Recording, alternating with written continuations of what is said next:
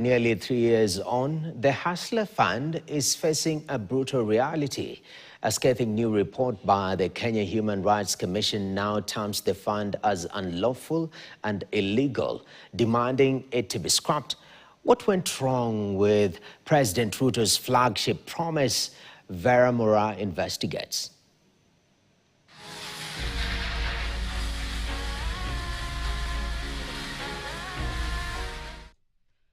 What was once held as a cornerstone of President William Ruto's economic agenda, the Hustler Fund is now facing criticism. Launched in November 2022 to uplift low-income Kenyans through microloans, the fund is now being branded as a failed experiment by the Kenya Human Rights Commission, which is calling for its immediate termination.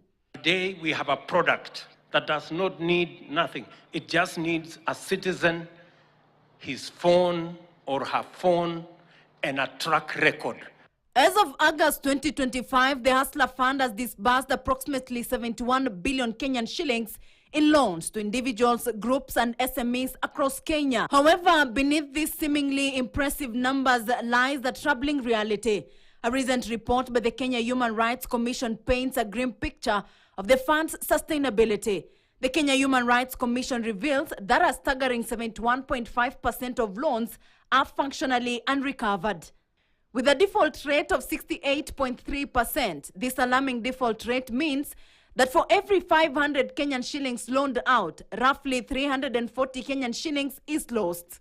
The Treasury has drastically slashed the fund's allocation from 5 billion Kenyan shillings in the 2023-2024 fiscal year to just 300 million in the upcoming 2025-2026 budget, reflecting waning confidence in its sustainability. In its unflinching assessment titled Failing the Hustlers, the Kenya Human Rights Commission declares the Hustler Fund unlawful and illegal. They cite opaque governance, a severe lack of financial literacy support for borrowers, and a fundamental failure to deliver on its promises. A lot of questions that were asked about the governance structure of the fund. Who was responsible for it?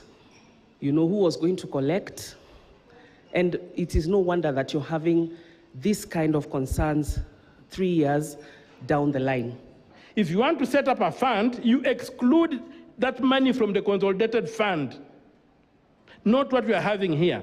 And I've just said that the Hustler Fund is funded by the Exchequer annually through the budget, through allocations from the Treasury. The KHRC emphasizes that the fund's failure to integrate financial literacy, business development support, or market access has left borrowers ill-equipped to succeed. Many, they note, use the loans for emergency rather than enterprise growth, with some openly admitting they never intended to repay. Why did we come up with Hustlers Fund when we had Uwezo Fund, Women Enterprise Fund, Youth Enterprise Fund? Whom did we want to empower?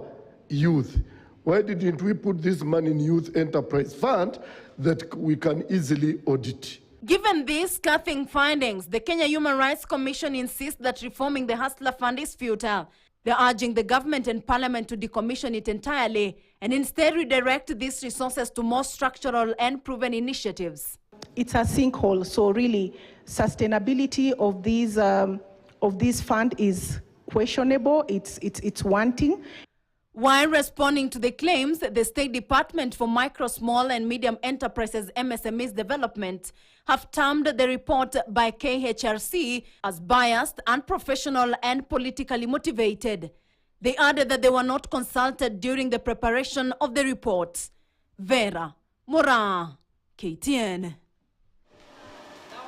That's all from News Desk. I'm Nokip Kimboy. Our sign language interpreter has been Maresha Witi, and